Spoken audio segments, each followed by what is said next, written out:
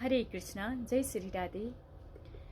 सबैभन्दा ठुलो धन, सच्चा धन के हो त भन्दा कि जोसँग धेरै सम्पत्ति छ, गाडी बङ्गाला, करोडौं अरबौं सम्पत्ति छन्, के त्यो धनी हो?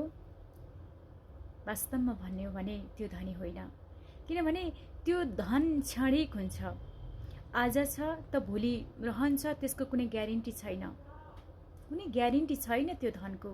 त्यो गाडी, त्यो घर, त्यो बङ्गाला, त्यो सम्पत्ति भोलि रहन पनि सक्छ र नरहन पनि सक्छ।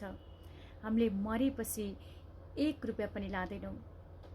यी भौतिक धनहरू यो भौतिक शरीरको लागि मात्रै काम लाग्छ भने जुन आध्यात्मिक धन छ, भगवानको नाम छ, जसले धेरै भगवानको नाम कमायो त्यो नै सबैभन्दा धनी मान्छे हुन्छ।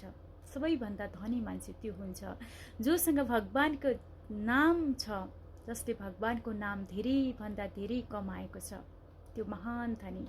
किनभने त्यो धन यस्तो धन हो जो चोरेर पनि चोर्न सक्दैन, नाश पनि हुँदैन, मरेर पनि सँगै लिएर जाने भनेको त्यही धन हो।